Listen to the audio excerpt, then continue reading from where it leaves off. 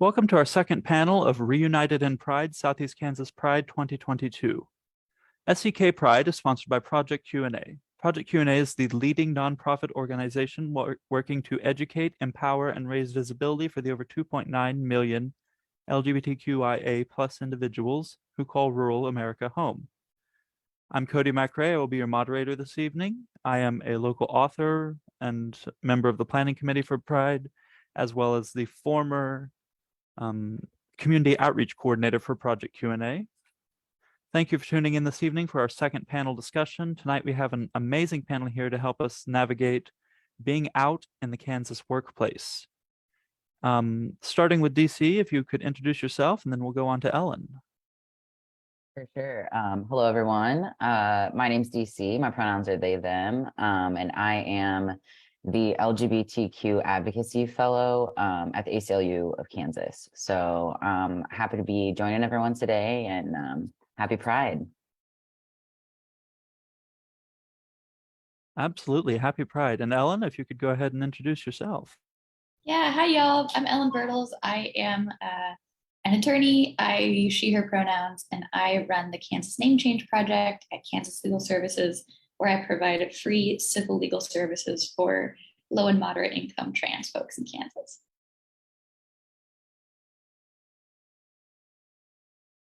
Excellent. Okay. So unfortunately, Tajane Stalker will not be able to join us this evening. They were originally planning on joining us, and another commitment came up, but we shall endeavor to carry on without Tajane present. So let's get right into it.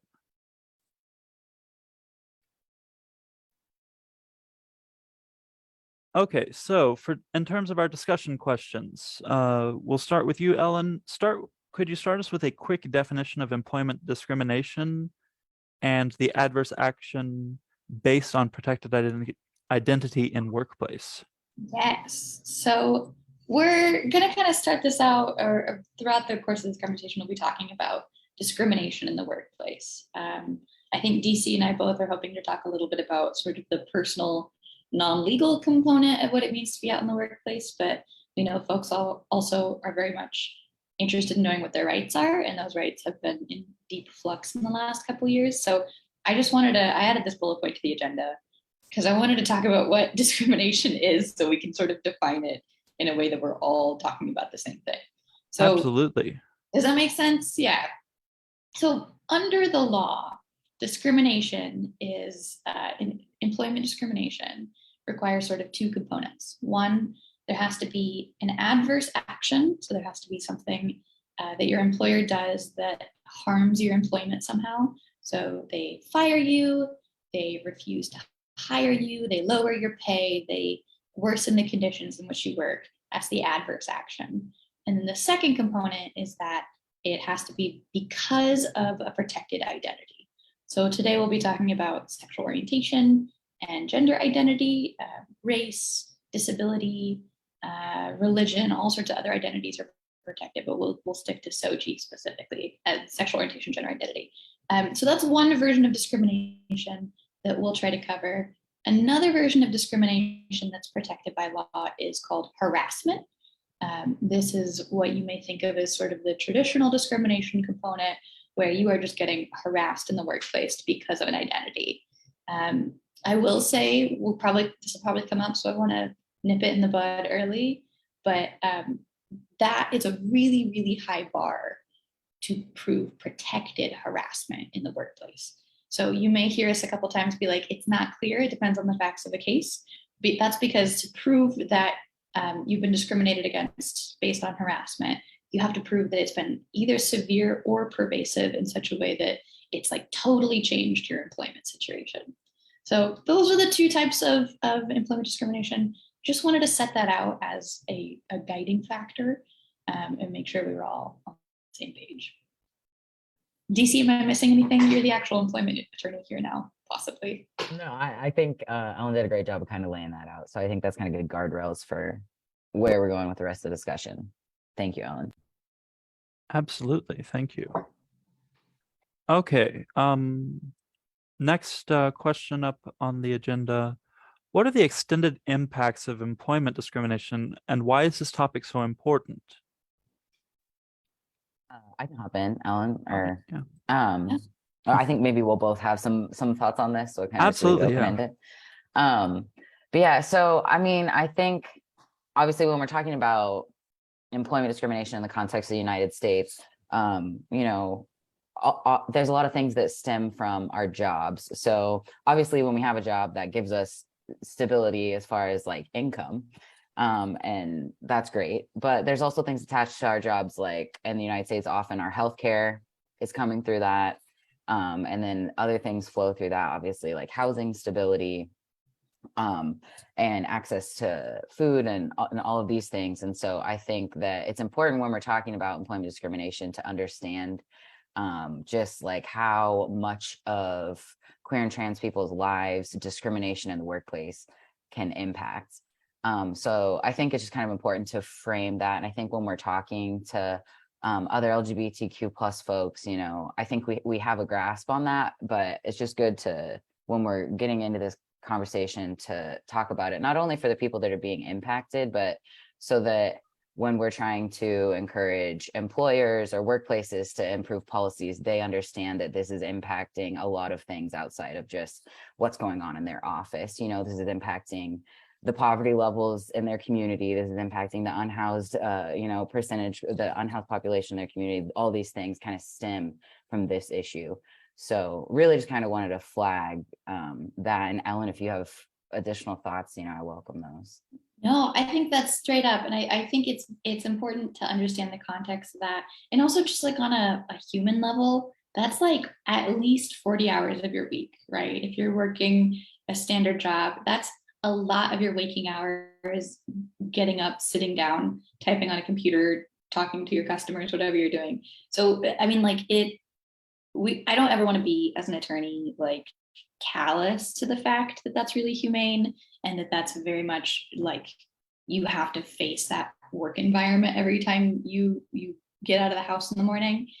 So it's important to just, I guess, contextualize it in terms of like, you know, if my job sucks, then my day probably kind of sucks. It's a fair point. It's a very fair point.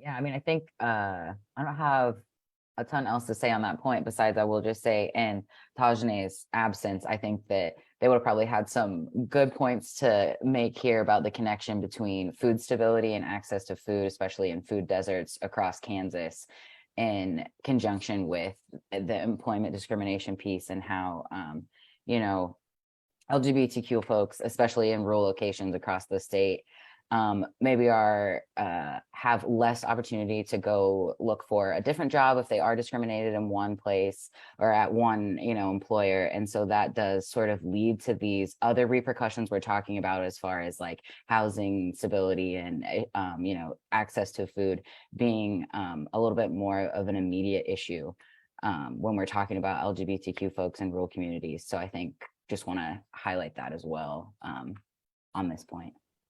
Yeah, spot on. Do we want to, just so we're all again on the same page, you know me, I love to be on the same page.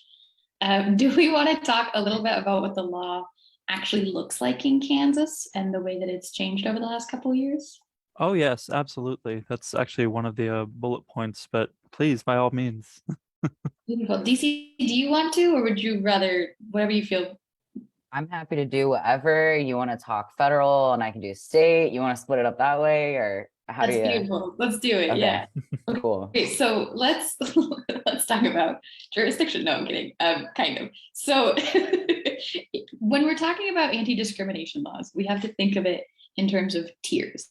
And those tiers are the federal laws, the state level laws, or the laws for the whole of Kansas, and local laws. And those local laws can either be for your county, for your city, for your municipality, whatever sort of your like immediate region is. I'm going to go to federal and then I'll kick it to DC for state. But in general, at the federal level, there's a law that protects against discrimination in employment called Title VII. A lot of you probably know this, so I apologize if it's a refresher.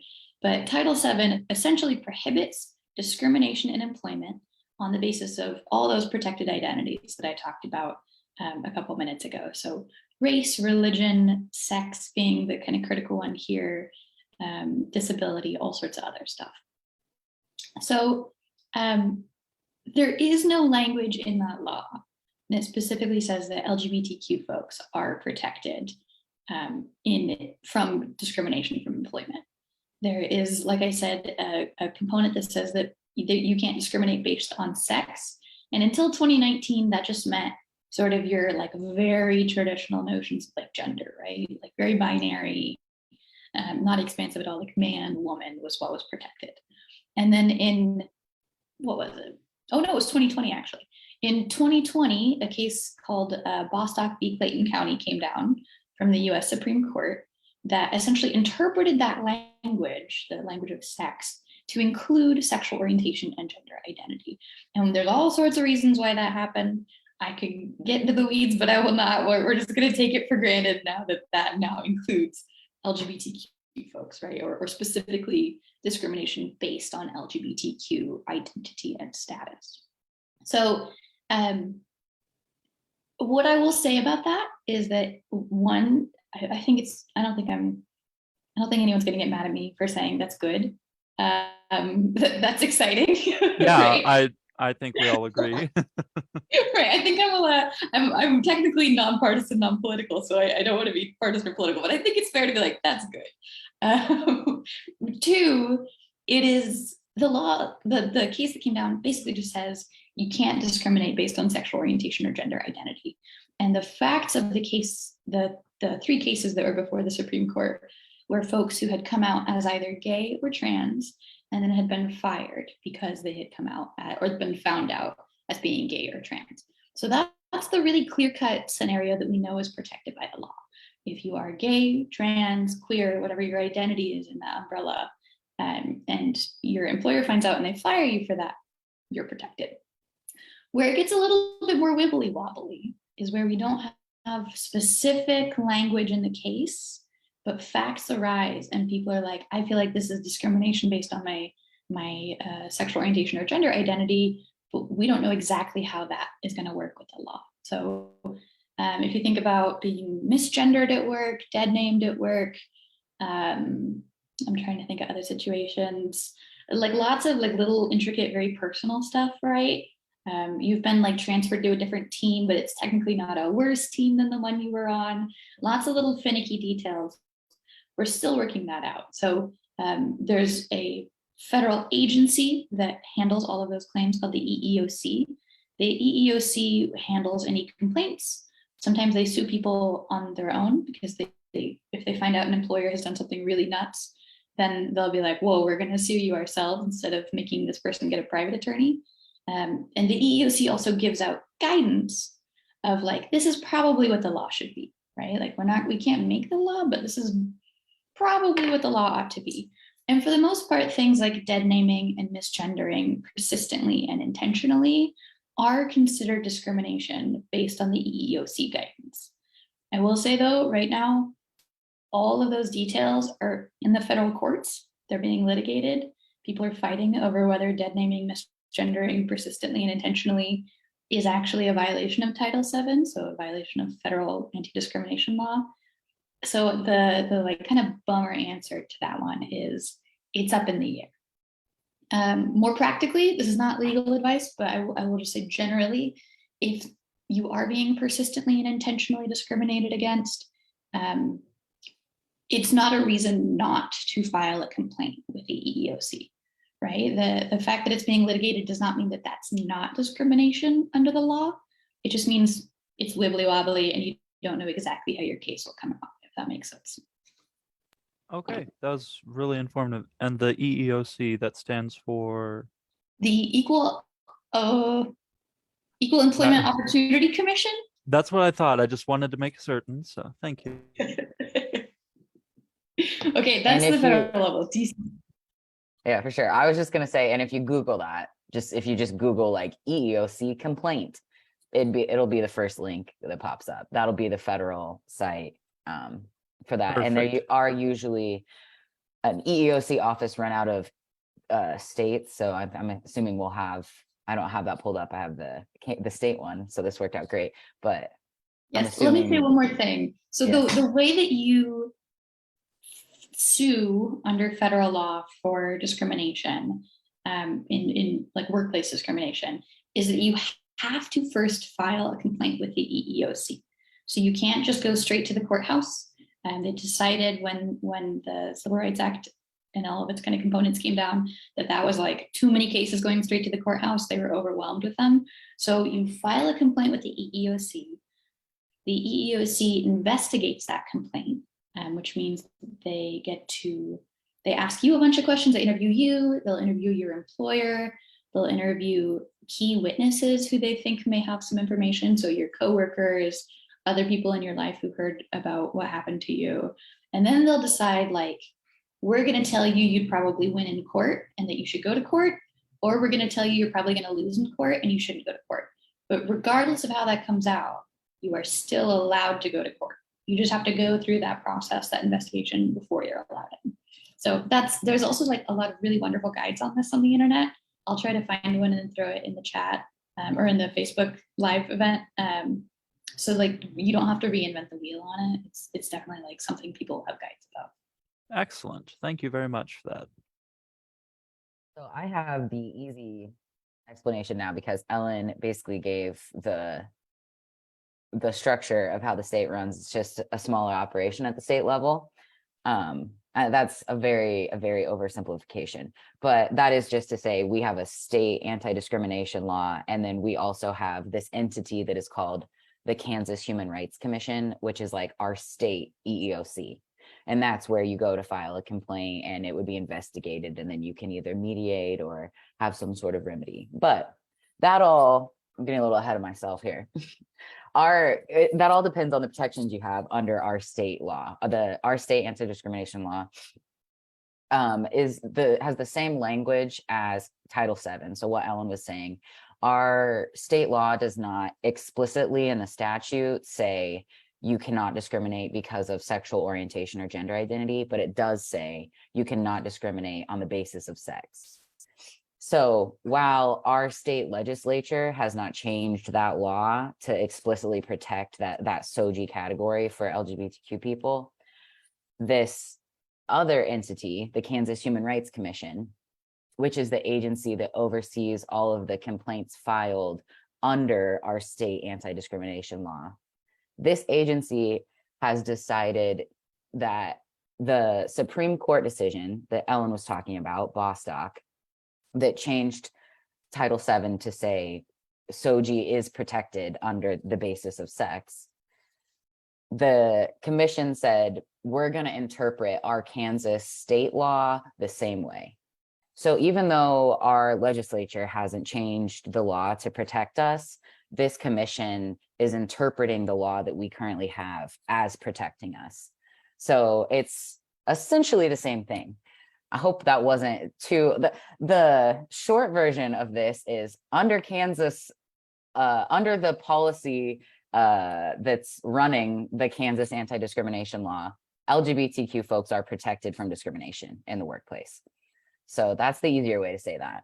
And so this is kind of the same thing. This is where what Ellen described, it's very similar at the federal and state level. So if you want to file a complaint, you would first go through the Kansas Human Rights Commission, and they have, you can file through there.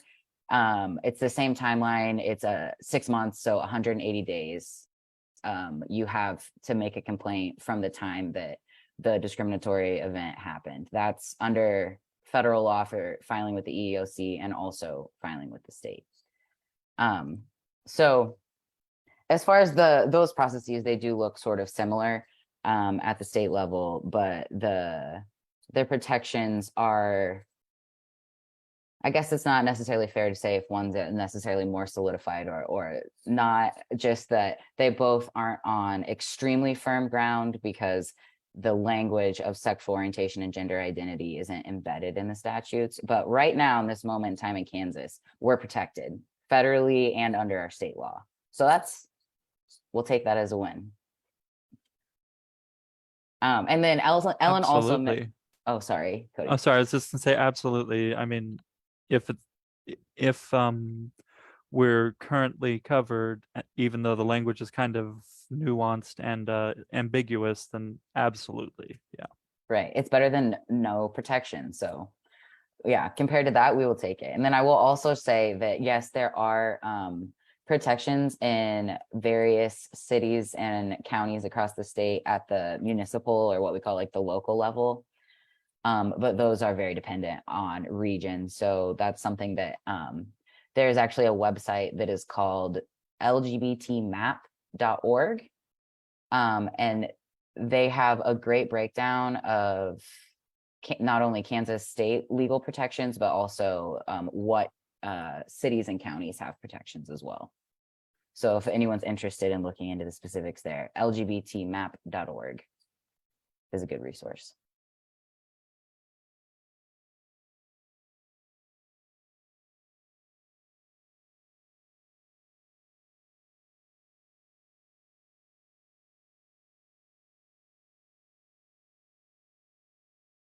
Okay, thank you so much. Our next question is, how have you, DC, and Ellen, the panelists, experienced being queer or trans in the workplace? What challenges have you faced, and how did you navigate those? And also, have you found solidarity and queer/trans joy in the workplace? And that's a multi-stage question. Feel free to take as much time as you need, and if you need me to repeat anything, I'm happy to do so. Okay, could we start with you, DC? Yeah, sure. Yeah, so I mean, I've experienced the workplace in like a couple different identities, like as an out lesbian and then also as an out trans person, and at different stages of like my own coming out. So I think I have like lots of different experiences to pull from, but as far as like just kind of general challenges and navigating those, I think I'll say I've been really lucky to always have had like an ally or some support, and for the most part at any of the workplaces that I've been at. So that, I'm very lucky in that regard. But I will say like, even in workplaces that maybe have like good, non-discrimination policies or things like that, sometimes they don't necessarily have great just like interpersonal policies or like competency in the workplace around queer and trans folks. And I know that especially in Kansas, that can be like one of the biggest challenges we face, is just like as queer and trans folks, we shoulder the burden of educating our coworkers or administration or the executive suite, whatever it is at our office. We kind of end up with that burden. So I will say, like, I just want to acknowledge that we all kind of navigate that, but also like that's not necessarily a burden you have to carry. And so definitely like reach out to places that can collect, like the ACLU does trainings on what the law is on anti-discrimination and what employers should be doing in that context. There's lots of, I think Lambda Legal has resources and occasionally does trainings as well. I'll think of it, and if we can get some more resources thrown up on the Facebook page, I'll do that as well. But I just want to acknowledge that is always like a valiant effort, but not necessarily something that I feel like as queer and trans people, we should have to shoulder, like what Ellen's talking about. Like it's already hard enough to like work a 40-hour work week and just like kind of grind through the capital slog. So like these are burdens that we shouldn't have to carry, and there are resources out there to help. So I just want to flag that. But I think also like you find queer, like you make queer and trans joy, I think, like especially like, I don't know, queer and trans Kansans, maybe it's just because I'm a lifelong Kansan, so I just like have a special place in my heart for us. But I think like we find community and we make community, whether it's in our workplace or whether it's outside of it. So I've always found like joy in what I'm doing, whether I'm doing LGBTQ advocacy or doing something else. I think the people always find each other because there's great orgs like Project Q&A doing things like this. So yeah, I think also unionizing helps bring queer and trans joy. Ellen, do you want to hop in? Yeah, absolutely. I think all of that is so true. The burden of educating and the burden of sort of like not only like I've done literal presentations for workplaces about having queer and trans coworkers, having queer and trans clients, internally, and I've also been in a position where I'm very grateful to have been able to redo some of our intake system in order to make it more accessible to queer and trans clients who we're bringing in, and to make the questions just like sort of make more sense, right? Like if we have to report out for grant purposes, the makeup of gender identity of our clients, we should have some gender identities listed that are sort of coherent, right? That like actually reflect the way that people identify. So I've been very lucky to have that flexibility, but on the other hand, like it is also a burden, right? There's also like work that I have to do on top of everything else. Again, I don't want to like talk bad though, because I think that was mostly a good experience, and I appreciated more than anything the flexibility of like, yeah, you want to come screw up our intake and switch stuff around? Like, yeah, sure, we don't know what we're doing, but if you know better, then please teach us. I think that's a very good place for an organization to be in if they're going to acknowledge sort of not having things set up. But it can be exhausting. And I will say also, like, I don't do employment discrimination. I'm not able to take discrimination cases, but I hear folks talk about it often, right? Even just sort of in passing. My friends, people in my community will talk about, there's things that the law just does not protect against. There's frustrations, there's conflict, there's what you would probably boldface call discrimination or some version of it that the law just cannot protect you from. And it can be really hard to know that and to have to tell people, like, I just don't know that there's a good solution for you other than finding a new job. But on the other end, it can be really frustrating. I mean, I can't imagine the frustration of folks who go into work just to feed their family and face so much nonsense just for being who they are. And I think that can be really difficult. And I also know a lot of folks who were not out for their entire career because they didn't want to face that, right? Because unlike me in DC, they did not grow into their career in a Kansas that protected them against being fired for being out and being queer. So yeah, it can be really complicated. It can be really hard, and it sucks to not always have an answer, right, or a solution to problems. Absolutely. Next question. How can we build stronger workplaces for queer and trans folks? Would you like to start, Ellen, or would you like to start, DC? I usually like to kind of rotate who's going first, but whoever thinks they want to jump in first, go ahead. No, I can answer that. I like that question. I think there's lots of ways. DC said it well in that, you make your own queer joy. I'm actually using a cup right now that one of my classmates in law school made me. You can't really see it against the mirror, but it says Gritty Queer, because that was sort of our law school motto for ourselves, DC and I's. This idea of like we're both lifelong Kansans, like you get in the mud, you figure it out. Sometimes it's more work, but you make it work for yourself. I'm not like a grind culture person. That sounded grind culture-y, but I just mean sometimes you have to like find your own little joys and you have to make them work for yourself. So like this is usually in my office, right? I went into a workplace that is like not particularly queer. I think they would all happily admit that. And I put my little progress pride flag up on the wall, and I just like keep it there for folks to see when they walk past. I think we can learn from our employees. I think we can listen to our employees and to our coworkers. I think listening is a huge first step. If an organization is not going to come out being progressive and finding ways to be inclusive, listening when folks try to make that for themselves is so critical. And being a coworker who stands in allyship with another coworker and says, like, I'm going to stand by you as you advocate for a more welcoming workplace, for a more progressive workplace, that can be so, so important. To not be alone in that fight. I'm sure I'll think of more things, but DC, do you want to go? And then I'll come back if I click back in. No, that works. I think I'll start. I think first I'll say, like, from folks that maybe aren't members of the community, but are at a workplace where they know that there's queer and trans folks, which, let's be real, that's probably any workplace. So even if you don't know, they're probably there. I will just say, like, there's tons of room for folks that are allies to help out in the workplace.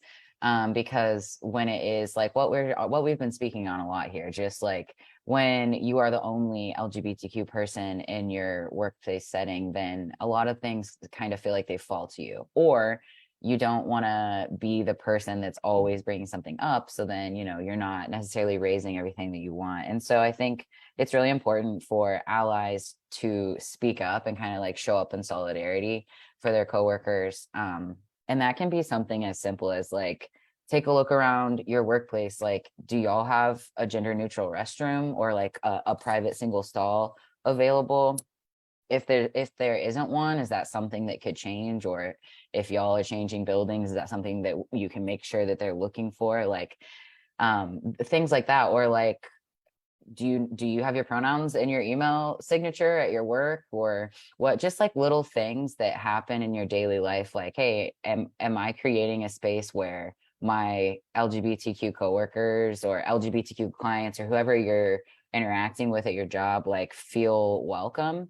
And if you don't know, like, then you probably aren't, because it would be pretty clear if it is that way. So I think like I do always just want to boost when we're talking about improving our workplaces, like reaching out and helping someone else, especially when if you're not part of the impacted community, it maybe can feel easier because it doesn't feel like so much is at stake for you.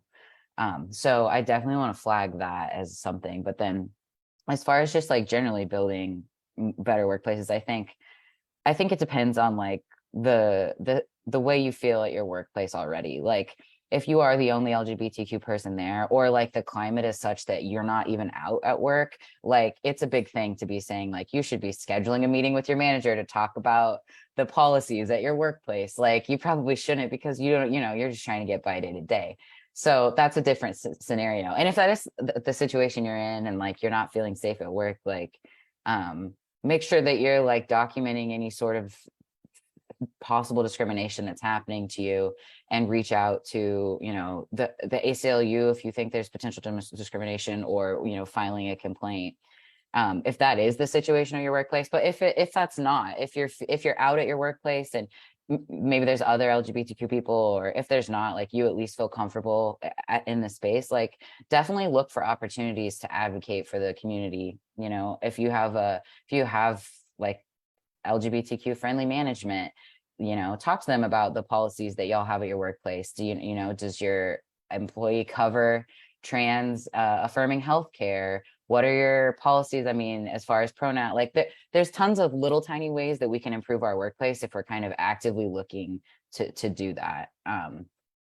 Yeah, Ellen, do you have any other thoughts? Yes, I do. I was thinking, I think the idea of like stepping in for other folks is so important. And I totally get, I mean, deeply, I get folks who don't want to be out in their workplace, don't want to be out in certain community aspects. And I think it's so smart of DC to make the point of like, that's a different situation, right?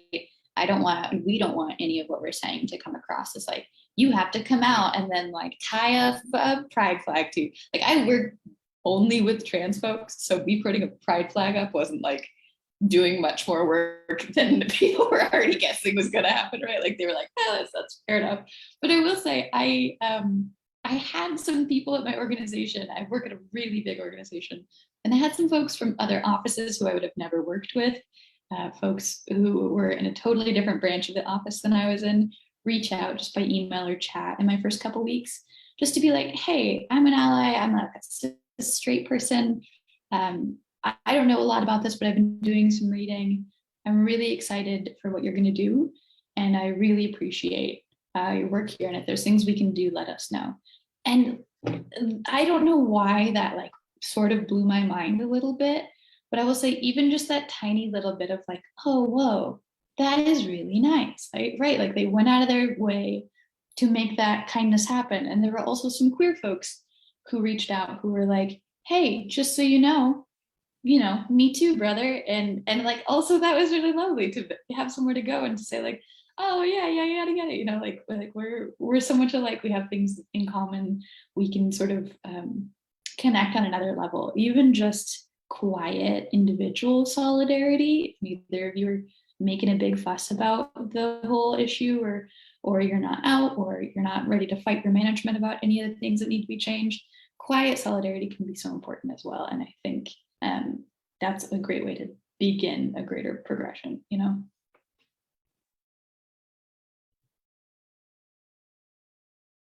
Absolutely. Thank you so much, both of you, for saying that. We have a couple more like sub questions on that particular topic. How can managers or owners build stronger workplaces for queer and trans folks? Is the first question.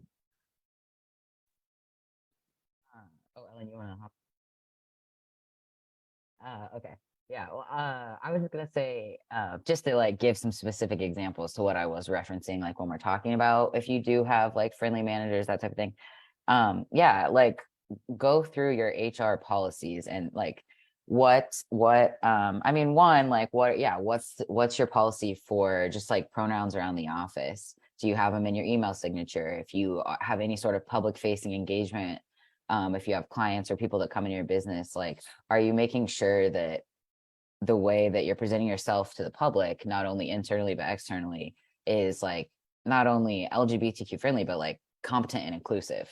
Because sometimes we think we're being, like that we're like, because we have, like some rainbow pins during June that we hand out from corporate, that does not make the workplace or the business facing, public side actually LGBTQ, competent and friendly. So making sure that there's policies in place and actual protections behind any lip service that management or the company is giving to LGBTQ issues, things like that.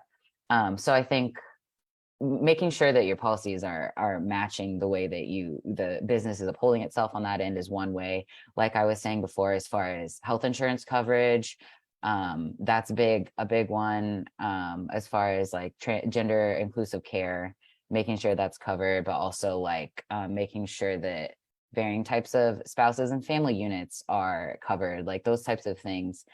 Make your workplace more LGBTQ friendly and make more people want to work there. So it is easy to sell these things to employers because it makes their business, more people are going to want to work there, more people are going to want to give them their business, and there's statistics to back this type of stuff up. So I think those are some things to hit on. And then also, if your workplace is large enough, encouraging like an LGBTQ like affinity group or something along those lines. If that's something that the queer and trans people at your work are wanting, like management should do that, and they should give resources to you for those types of things. If it's in a big enough place. So those are some thoughts I had. If Ellen, you have something to follow up.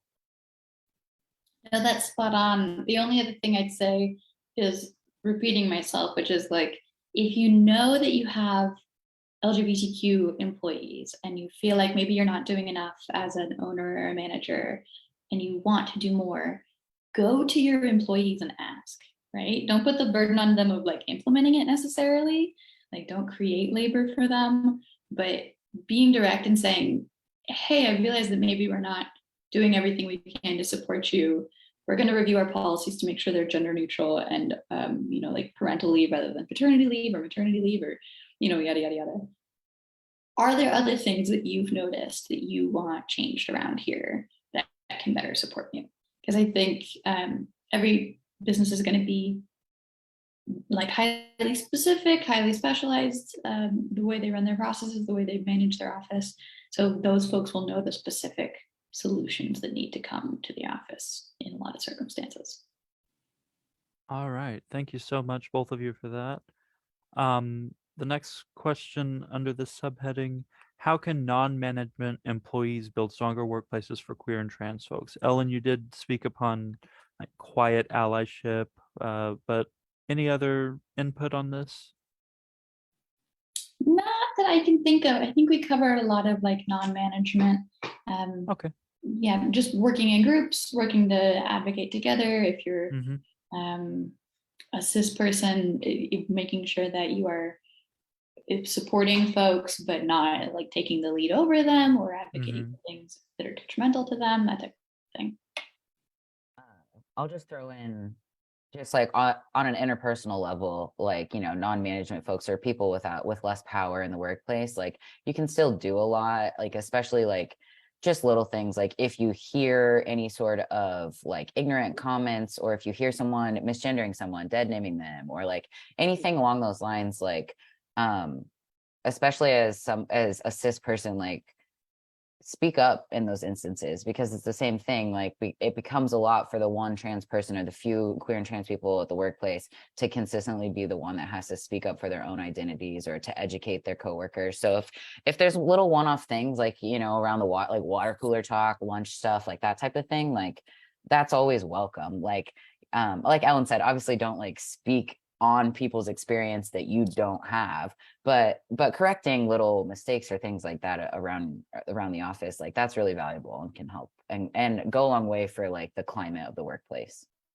I'll give you an example. I have a concrete example of this. So our office went from having like probably some trans clients every year to having like 60 trans clients in a year when I joined. And that's just like our specific like physical office.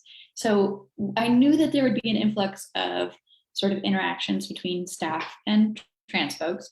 So we did a training, and we did a lot of like sensitivity work. We did a lot of inclusion work. We slapped up gender neutral signs on our 2 single stall bathrooms. We don't know if management knows that, but we did do that. And, you know, did a lot of like the really good groundwork. And as a cis person, I knew, you know, any other trans folks and these folks in the staff's lives shouldn't have to bear the burden of answering questions about how they should work with trans clients, about how what name to use, what pronouns to use, what Mr. and Mrs. Mix to use, right?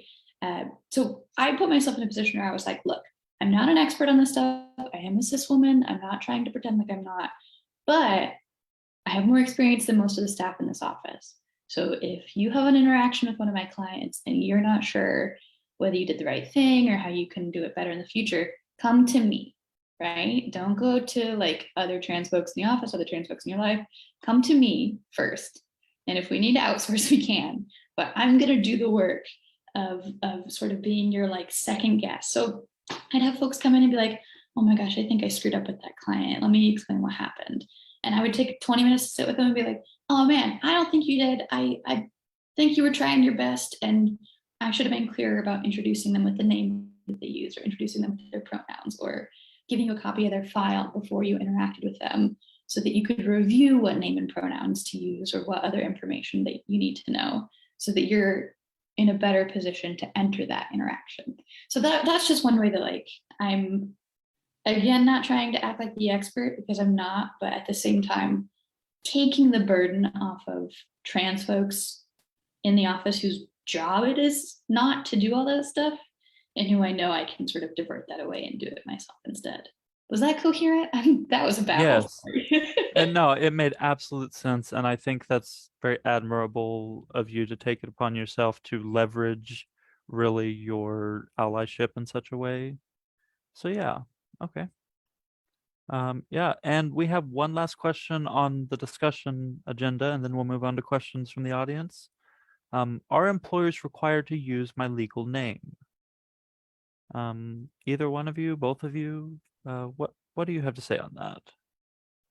Yeah, so well, I guess there could be a couple ways this is interpreted. So like some people's legal name is also their like the name they use, because maybe Ellen or someone at KLS got them a legal name change order, and you know their name reflects their gender identity and who they are.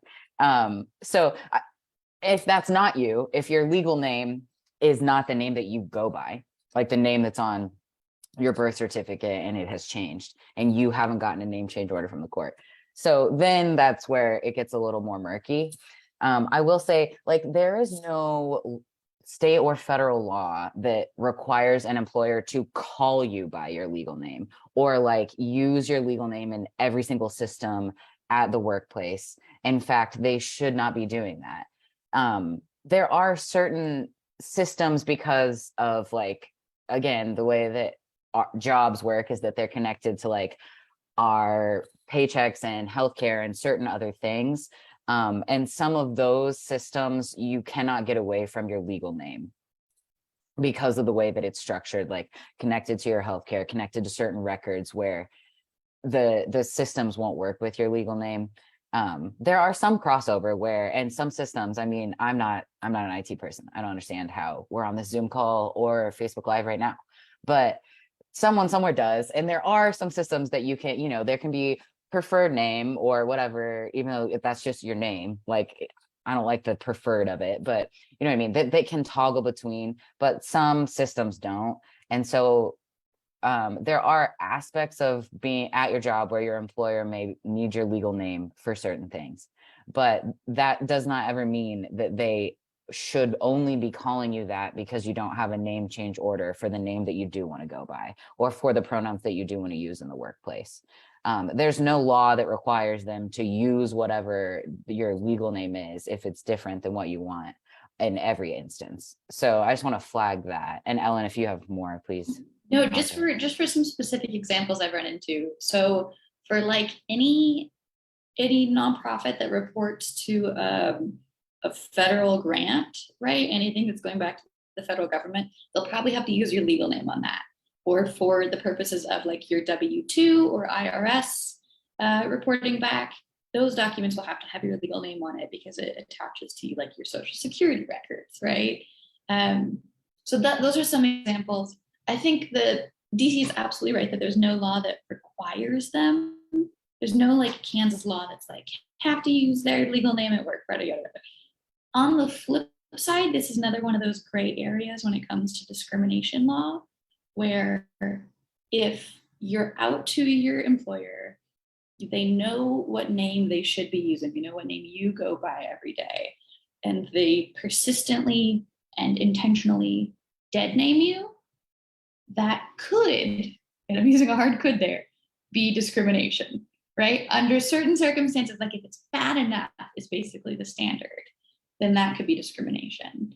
But if it's accidental or it's only been like 2 times in the first month you're there, or if it's not intentional, like there's lots of different things that the courts will look at to determine whether that's discrimination. So it's a fuzzy gray area, and I hate that it's a fuzzy gray area.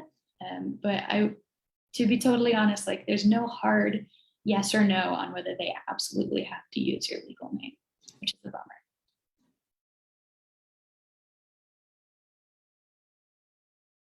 All right. Thank you both so much for all of that very vital and helpful information. Next up, I'll check the Facebook comments section, see if we have any questions in the live feed. So.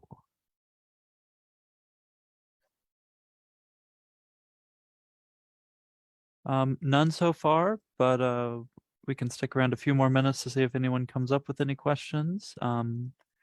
I cannot thank you two enough for making it this evening into this wonderful talk. It was just a phenomenal experience interacting with both of you on this, because it's something that you're passionate about, but it's also something that affects you directly. And I think that is a place that a lot of people can speak from in a way that if it's just, a scholarly, like intellectual level of knowledge or even a professional level of knowledge, it's not going to affect you in such a way that it has the both of you. So thank you so much. Of course, thank you so much. I will say this is the part where I'm going to grovel a little bit. I love Southeast Kansas Pride. I drove through Independence, Kansas for the first time, knowing nothing about it in 2019. And I remember my boss and I saw like dozens of pride flags, like more pride flags than Lawrence had out yet. And we were both baffled, like truly like, what's going on down here? Because I'm a city girl, so I had misconceptions. That's not fair, and I've worked to undo those. But baffled, and then come 2020, and I got invited by Brandon to do like a virtual thing for Project Q&A, and have managed to come to Pride every year since then, and it's just been really lovely. So Thank you for all that you do and for having us today. Absolutely. Yeah, I just want to ditto that. I love Project Q&A and I love Southeast Kansas Pride, like super fun. Hope everybody that's on is going to be going out to the events. We got what, drag coming up. Yeah, I've got the Facebook event reminders popping up. Me too. Good times. And we also have a few more talks. We've got Shannon Teal Kearns tomorrow speaking about their experience as a Christian and an LGBTQ individual. I actually have my own talk on Friday talking about the power of story. And as an author, that's definitely an experience that Awesome. I will treasure being able to give that talk. But I moved back to Independence in 2015, and I didn't really know much about SEK Pride until 2017. And uh, by the time 2018 rolled around, I was actually in town for the weekend of SEK Pride, so I went to a few events. And then by 2019, I'm running for an office, Uh-huh. became the community outreach coordinator, and just fully involved as much as I could possibly become on the planning committee for Pride. And it's just such a wonderful experience to be able to do this in a town in Southeast Kansas with like 9,000 people. I mean, it was unheard of at the time, and I'm so glad that we have had this opportunity to grow as an organization, but also as a festival. So yeah. 9,000 people, but a queer-owned candle shop. Yes, yes. We had Brian speaking last night on our panel about LGBTQ entrepreneurs. So yes, it was it was just my sister came to town a few weeks ago. She lives in Wichita, and she and I were just driving around town, and she just out of nowhere said, "Is Independence becoming progressive?" And I said, "Well, gradually it seems that way, and we wouldn't have done it without Pride and without Project Q&A. It wouldn't have happened, I don't think. But we've got to give the rural community here more credit than we have in the past, I guess." Oh yeah. LGBTQ Kansans, man. We're the coolest out there.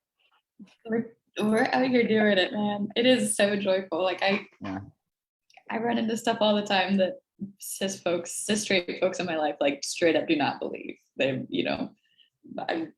It's amazing the way that you can surprise someone with being like, there's a rural pride. Yeah, absolutely, absolutely. And it's awesome. Uh-huh. Yeah, Amazing. It is. We truly. really as the phrase goes, we really put our foot in it when it comes to SEK Pride. So far, I see one comment from one of our committee members, Leslie Fox, who's been tuning in, and they say, "I don't have any questions, but I want to say that I appreciate you both." I, I cannot echo that enough. I appreciate both of you being able to make it, and also just sharing this experience, as well as sharing your expertise. Just absolutely kudos to both of you. Yeah, well, well, I don't want to speak for Ellen, but I'm sure that she also is super happy to be here, and we appreciate every time we get invited to speak with Project Q&A, and hopefully that this was helpful. And with the resources in the chat, if there's anything that comes up, you can also reach out. ACLU Kansas has a website you can just find online as well. I was gonna say, should we shill a little bit, I guess, DC? If you are you are seeking legal services, civil legal services, such as name changes, ID corrections, gender record changes. I don't do divorces. I'm so sorry. I do not do divorces. I have to say that. But a lot of other stuff, hit me up. You can Google Kansas Name Change Project and it'll come up with my contact information, or you can go straight through intake at Kansas Legal Services. And DC, what do you do? Or do you know yet? I'm sorry to put you on the spot. No, this is my second week of this job, so that's why Ellen is saying that. But yes, I do just sort of general gay. No, but what that is like, if you're experiencing any sort of discrimination because of your LGBTQ identity, in any context, whether that's in schools, whether that's at your job, whether that's in housing, that type of thing, definitely reach out to the ACLU of Kansas intake. We do not have the capacity to individually represent everyone that has civil issues around LGBTQ problems, but I am dedicated to this specific issue for the next 2 years and hoping to grow our capacity to kind of help LGBTQ Kansans across the board on that. So yeah, Absolutely. we're out here for you. That is such good news to hear. I know that being in a situation of harassment or discrimination can feel like such an isolating experience, make you feel like you're the only person in the world going through it. And it's good to know that Title VII's got your back. It's good to know that DC and Ellen's got your back. That's just phenomenal that you are able to be so open about your advocacy efforts for people who need it. And I know, Ellen, I've got to be careful how I say that since you're primarily with name changes, you're not about discrimination, but still, thank you both so much. I really do mean that. Thank you, Cody. And my employer thanks you as well for being clear about that. But thank you so much. Well, we are just so pleased to be here, and we're just we don't wanna take- appreciative for all of the work that Project Q&A does, and the folks on the ground doing this stuff, making community and that type of stuff is super valuable. and We're all out here making Kansas cool and queer, and Yes, I love it. Absolutely. I love it.